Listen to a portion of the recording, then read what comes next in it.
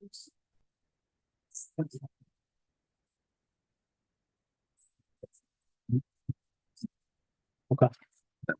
I won't even say anything about I it. can talk. Yeah, okay. Okay, good morning. It is Tuesday, June 25th, 2024. Richland County Board of Commissioners are now in session. I'm Commissioner Tony Vero with Commissioner Mears, our senior clerk Stacy Crawl, Wendy Dillingham from SEPCO, Rachel Troyer from Central Services, our HR Director Kelly Christensen, and our County Administrator Andrew Keller. Do we have Carl and Alan Media Land? Yes, they are. Carl and Alan Media Land, fresh off of Carl's initial podcast. So welcome, gentlemen. All right, Wendy, you're up. We are packed. I will make, have a very full agenda. This is the first quarter reports and kind of the review of the last running 12 months. I've given your loss ratios there. Year to date represents January through the end of March. Running 12 represents August 2023 through the end of March 2020. So you can see what your loss ratios are there. I won't necessarily go over them. They're there.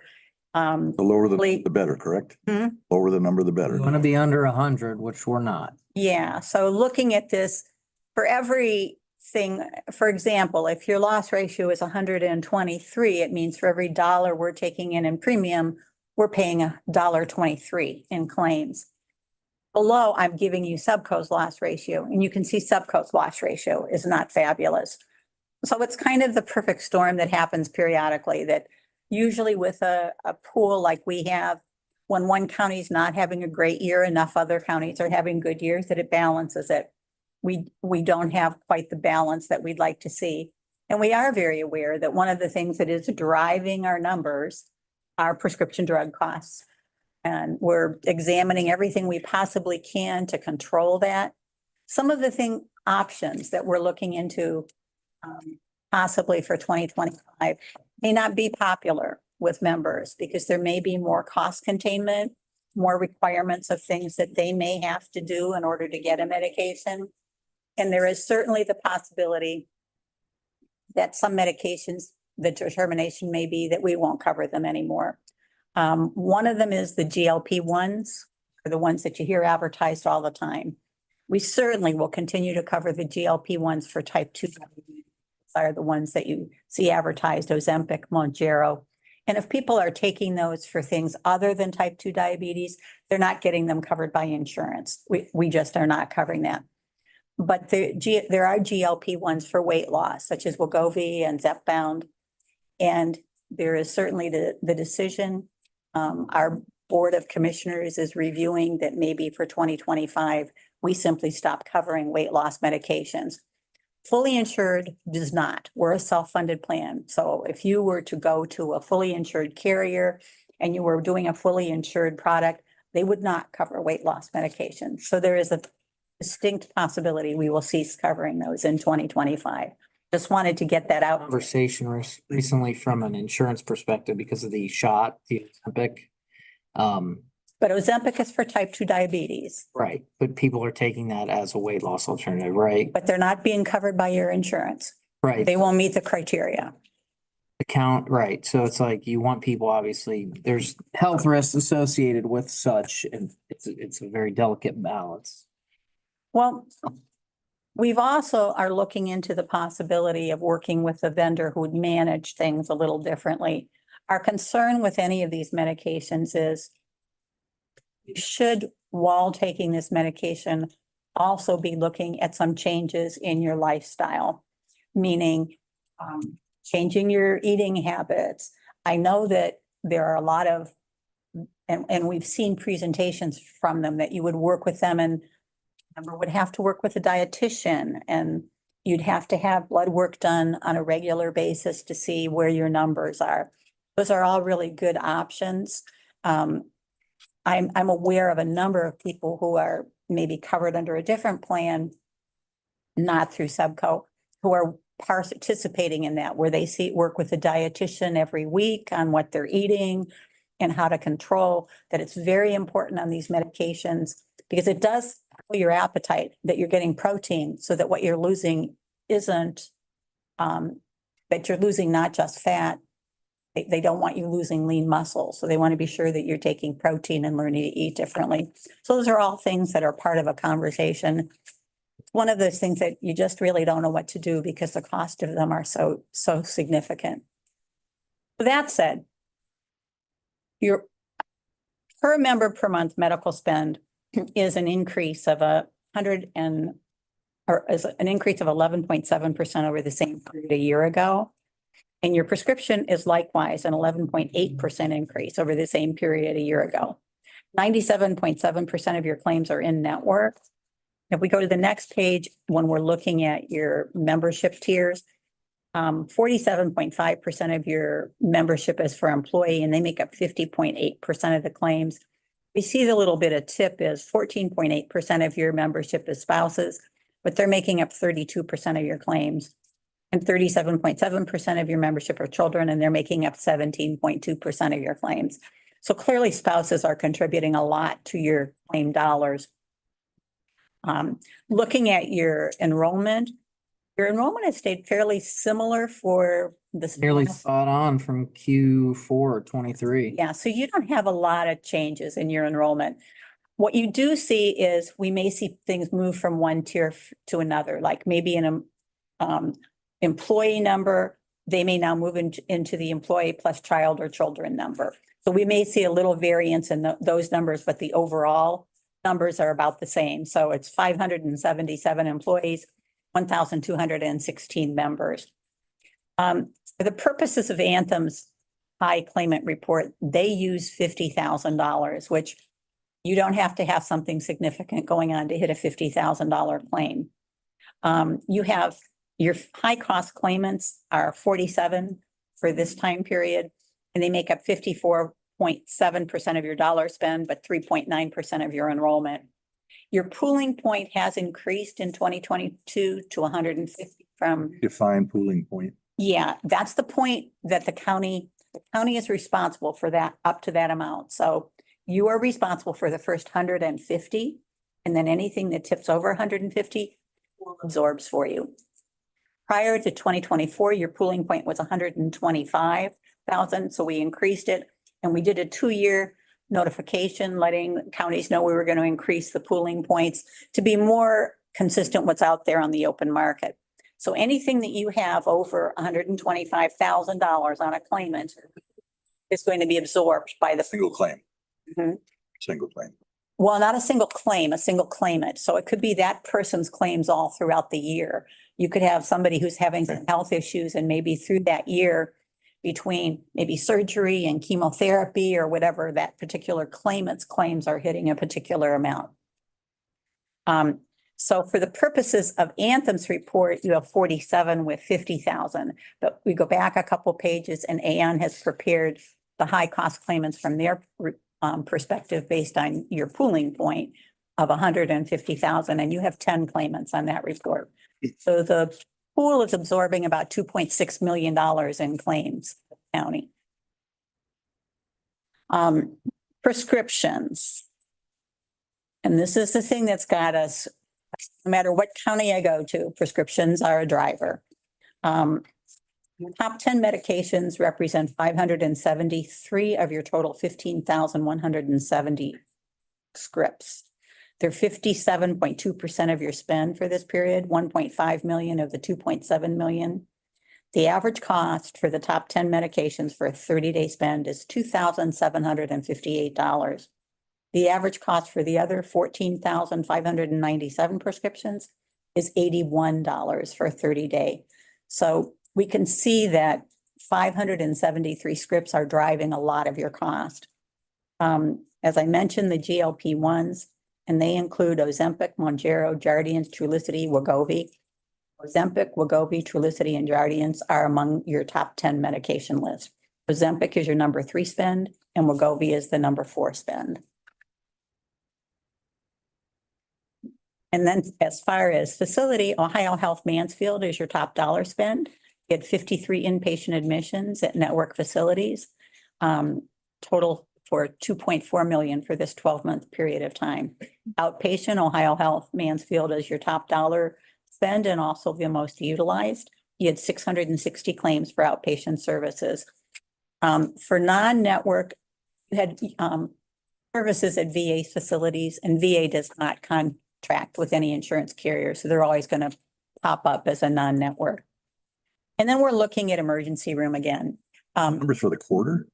for the year, running 12 from, Okay, so I'm looking at the header, yeah, well, it's quarter report, but but it's annual numbers. I always give you a 12-month spread. Okay. Your emergency room usage is up, and everybody's is. During the COVID period, people got in a habit of using the emergency room more than they had. And we're trying to provide communication to members. If we see that they're using the emergency room for a not emergency situation, they maybe receive a mailer in the mail, making them aware of other, without specifically targeting and saying anything, letting them know, these are some of the other places that you could seek care. You had some significant use of avoidable, people going for sore throat and earache to the emergency room. That's real expensive care for something that you could be seeing in your doctor's office at an urgent care, or even using Teladoc, Ohio, Live Health Online. So we're beginning to kind of, We have implemented the emergency room procedures, right? Where, correct me if I'm wrong, from a couple of years ago, where if there wasn't an emergency basis, that is, had to pull that back And because the alternated? state of Ohio said you couldn't do that. why did I miss that? Yeah, we pulled that back in 2023. Okay, so it's just last year. I was gonna say up until that point. Yeah, state of Ohio, actually maybe 2022, the mid 2022. But state of Ohio said you could not, insurance carriers could not deny emergency room services. So because the facility is not able to deny you care, they're required to deny you care. So they said insurance had to cover it. So Interesting. it's challenged because many carriers did the same thing that, and we followed suit. So yes, we didn't heavily publicize it because we kind of wanted people's. Maybe why I missed it. Carl, we're out. Don't print that. But Huh. during COVID, that's exactly where people were told to go. And unfortunately, you get into a habit. And then when we're looking at your savings, 32.9% inpatient facility, 35.8 outpatient facility, 58.5 professional, for a total of 44.7. So on your total charges of 16.6 million, you had 7.5 that were discounted. And then I provided the backup for everything, and I will send this over electronically to you. Any questions? Renewal, you'll get your renewal in at the end of August. So have a better idea where that stands after our pre-renewal meeting on Friday with our board. But I will tell you from what all inclinations, renewals don't look great. And that's kind of across the board. Doesn't look great for. Every county is in height of the prescriptions as well. Yep. Cost of prescriptions are just really high. I do not have any questions. No, I had a question, but I sort of know the answer. There's no generics for There is, high dollar prescriptions. no, because most of them are still on patent. After a certain, yeah, usually it's about 7 unless they appeal for a longer period of time. So if you're looking at a while before some of these will come off patent. Nothing soon. And even what's amazing is there are some generics that run $700 and $800 a month. So it's, you know, here in the United States, we pay a larger percentage cost than many other parts of the country for our medication, or of the world for our medications. So I'm sure you've all heard of people taking the bus to Canada to get medications less. No, thanks. But they have the same burdens we do, no? Same pricing? No, they do not.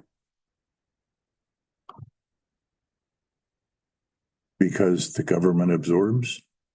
Okay, so the price crossing the border though is the same, but not for the patient.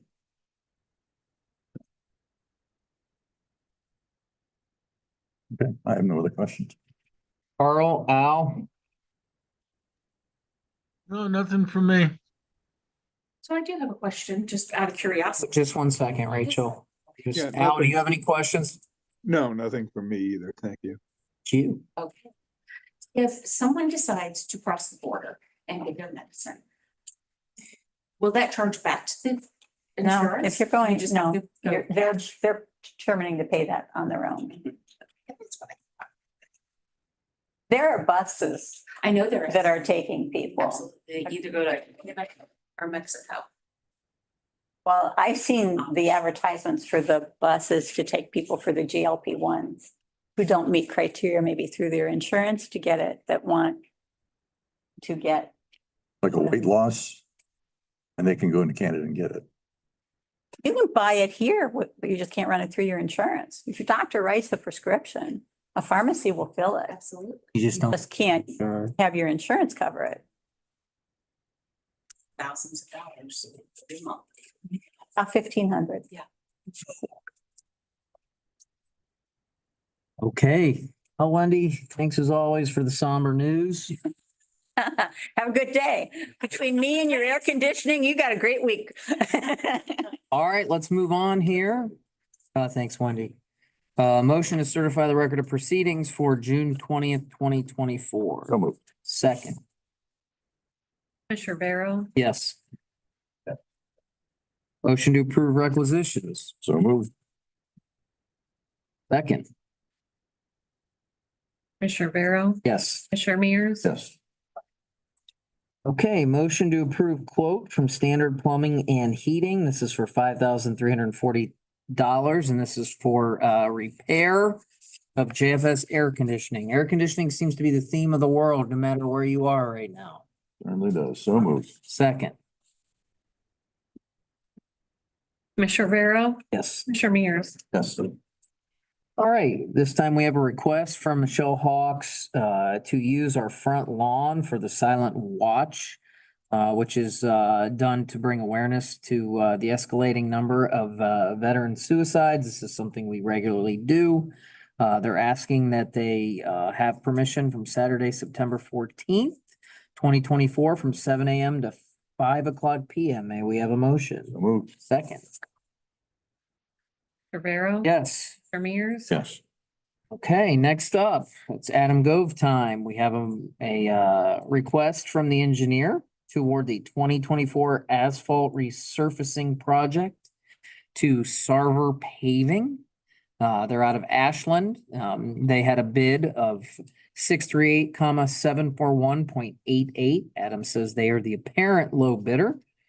And this doesn't get you what it used to. This covers approximately 5 miles of county highways: Carnes Road, Marion Avenue Road, Cook Road, at $661,000. May we have that motion? So moved. Second, Commissioner Barrow, yes. Commissioner Mears. Yes. Okay, next up, we have a request for utility permit access. We could do both these at the same time. From Brightspeed. They misspelled Hanley Road on one of them, but we'll allow that. They have Hanley, Hanly, but these are to install fiber optic cables at Lexington Spring Mill and Hanley Road. May we have a motion? So moved. Second, Commissioner Barrow, yes. Commissioner Mears. Yes.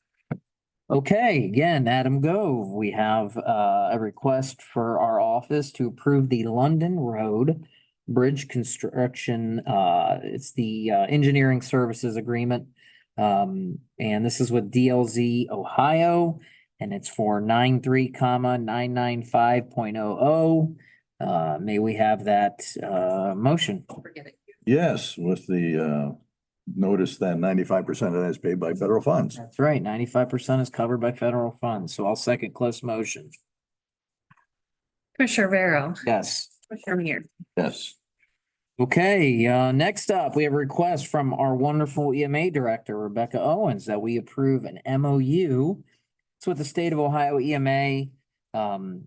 they're going to do a tornado safe room display. That's for our EMA's community event on September 14th from 1 PM at the parking lot at the mall. May we have a motion to approve the MOU? So moved. Second. Commissioner Vero, Yes. Yes.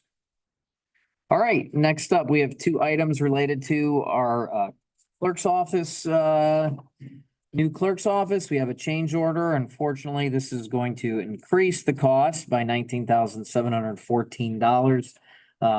This is primarily for plumbing work to restroom number 214. If the media has any questions about that, we have Mr. Keller. This is a standard change order. This is actually our fifth change order on the project. May we have a motion to approve? So moved. Second. Commissioner Vero. Yes. Ramirez. Yes. Okay, and as a result, then we need to approve our fifth amended notice of ARPA expenditure for that change order. May we have that So motion? moved. Second. Commissioner Vero. Yes. Commissioner Ramirez. Yes. Okay, we efficiently went through all of our regular items. Any questions from Al and Carl Monday? I'm not sure where Carl Mundy is, but if he was here, I'm sure he would have absolutely no questions after you run a very august 21-minute session. Al? No, I don't have any. Thank you. Okay, hearing nothing, we will recess until 10 o'clock and we will come back with Dayspring and Kelly Christensen.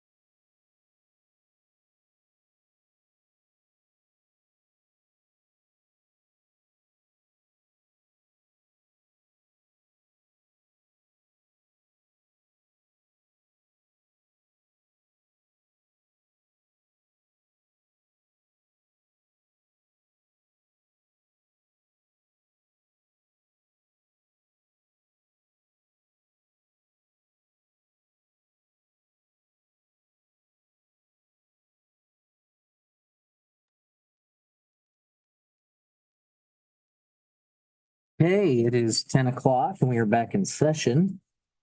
At this time, I'll ask for a motion that we go into executive session. I think we'd have to go in and out twice. The first time I'd ask that we go into, Andrew, can we go in for two reasons? I believe we have to do two separate, do we not? Yeah. So at this time, I'll ask for a motion that we go into executive session for discipline of a public employee. So moved. Second? Commissioner Vero, Yes. Commissioner Mears. Yes.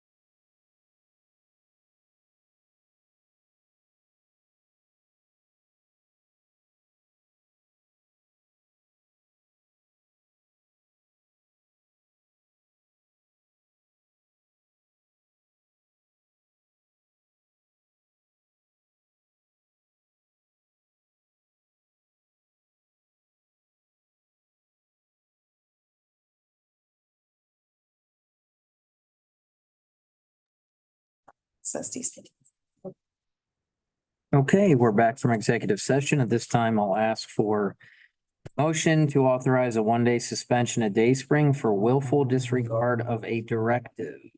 No moved. Second.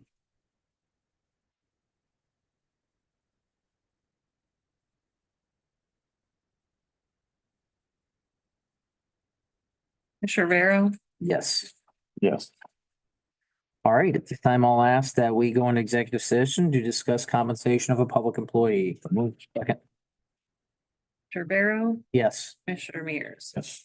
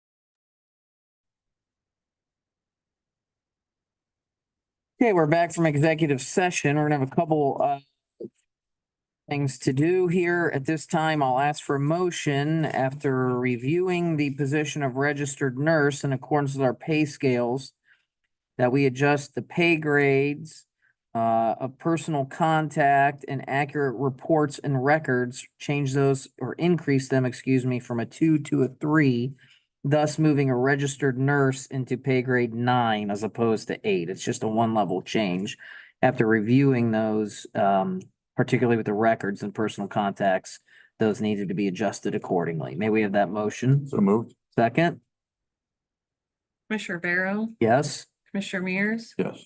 Okay, at this time, I'll ask a motion to increase the hourly rate of Jill Wheeler, Summer Kohler, and Jennifer Francisco to $27.41. So moved? Second,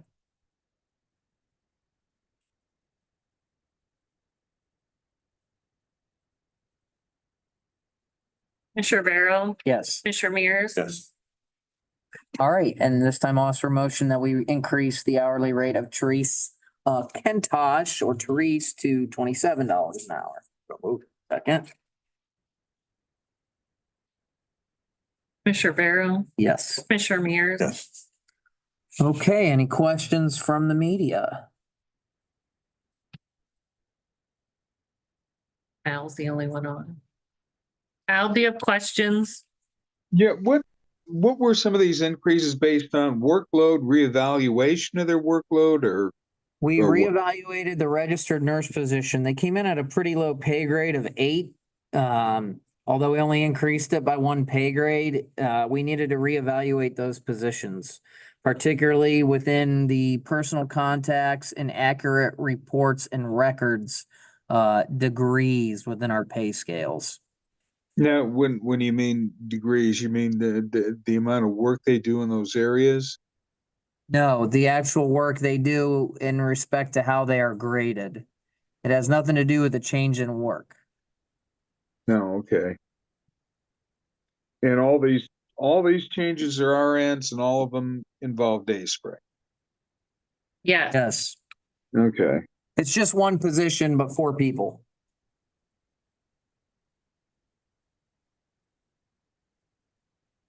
Okay, I think that's all I had. Okay. We will recess until 10:30. Very much.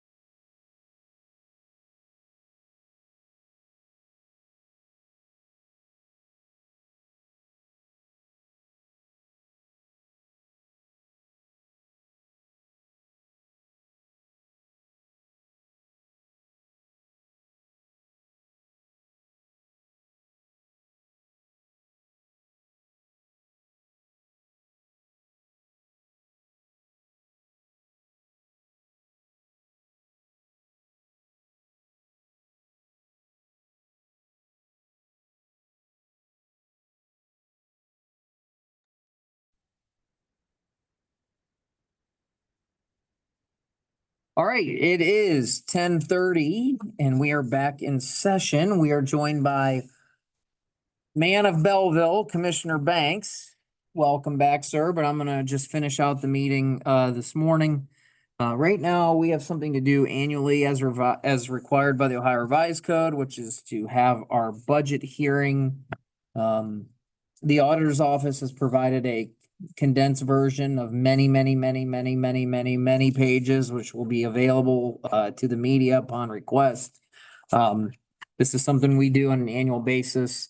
That basically just certifies to the Budget Commission our tax revenues and resources. The Pat's provided the schedules and the certificate of resources. Standard, our levies, which we pass a couple times throughout the year. It's there before you. Anyone have any questions with respect to that?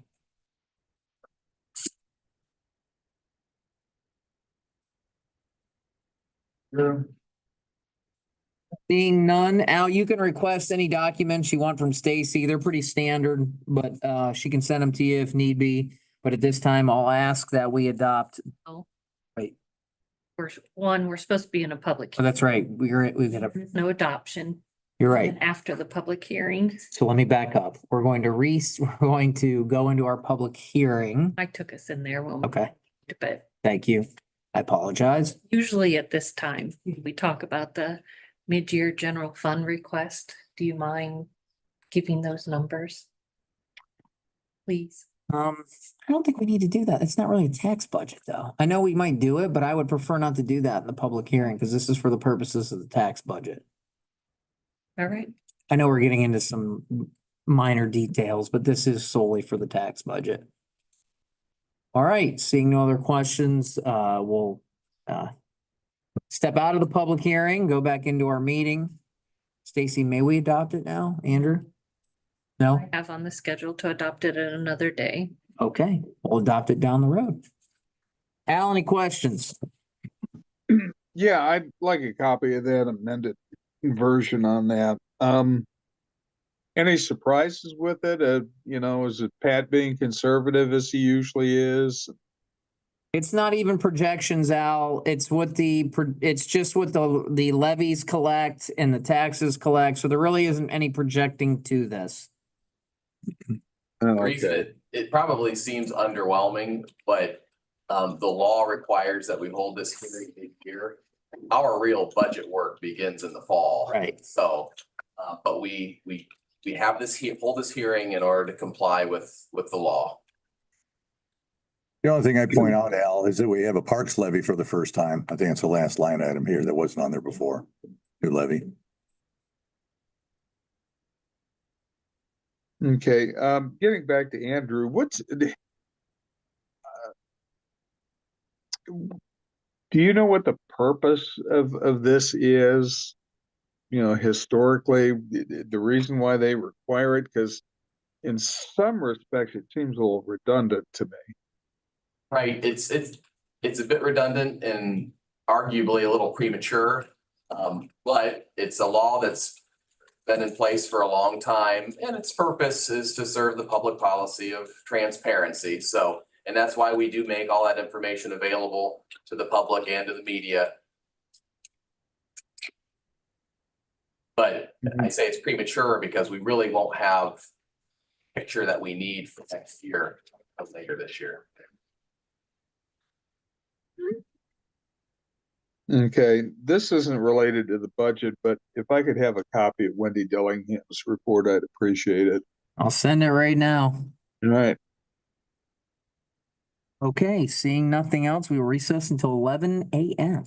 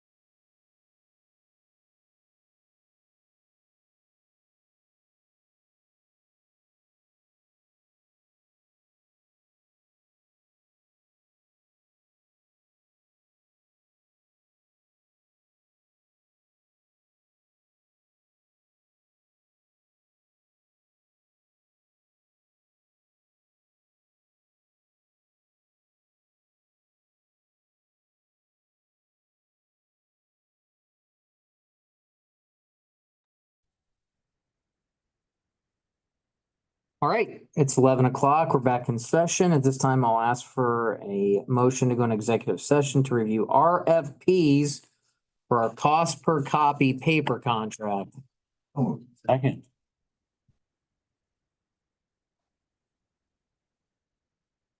Commissioner Vero, Yes. Commissioner Mears, Yes. Commissioner Banks. Yes.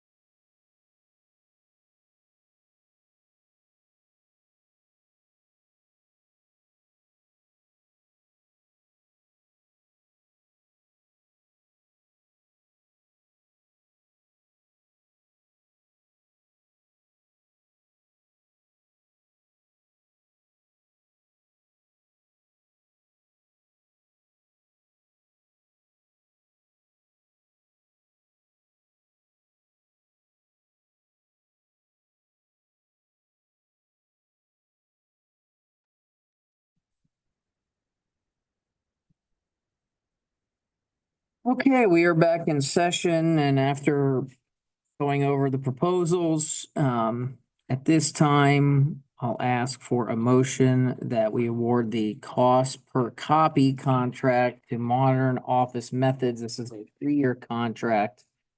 The option of 2 one-year renewals effective August 1 of 2024. So moved. Second. Commissioner Vero, Yes. Commissioner Mears, Yes. Commissioner Banks. Yes. And Al, before you ask questions on the price difference, Rachel will send you documents because it is not easy.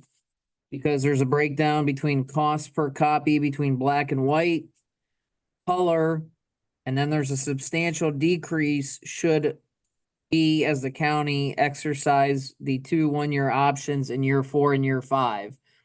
It's also not easy for an apples to apples comparison to look at increases as we've added 5 additional machines in the sheriff's office. So this is not easy for a breakdown. So Rachel can send you any documents you want. Just email her your records request and she'll send you the documents. Okay. Do you have an estimated cost that this might be based on past usage? Yes and no, as I stated. In years 4 and 5, there's a substantial decrease, and Rachel has put that to pen and paper, and it varies based off of black and white and color. The first 3 years, we believe there will be an increase, yes. But should we exercise options, the 2 one-year options, you're seeing a substantial decrease. So it's not as simple as, okay, here's the math for these 3 years, here's the math for these next 3 years. It depends on the utilization of black and white, the color, and whether or not we exercise the options. Okay. Now, is this a different company? Yes, And where are they out of? 4th Street in Ontario. Did they used to be somebody else? No, but yes. A lot of the workers that are working for Modern Office Methods now local used to work for Carl's place, MT Business Technologies, Okay, and who was the previous contractor? Toshiba. That's right. I should have remembered.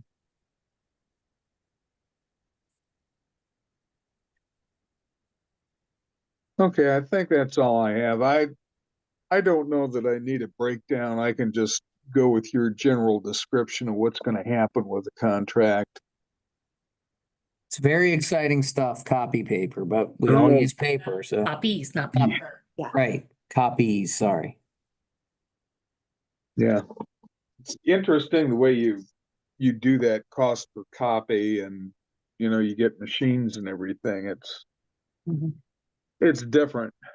That's why we went through and we have a need for color paper, but we've all set our default to black and white because it's a lot cheaper. So if you want to print something copy, you have to actively print it in color. Well, Change the that, properties.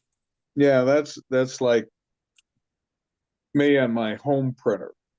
Yes. My color ink runs dry before I run out. All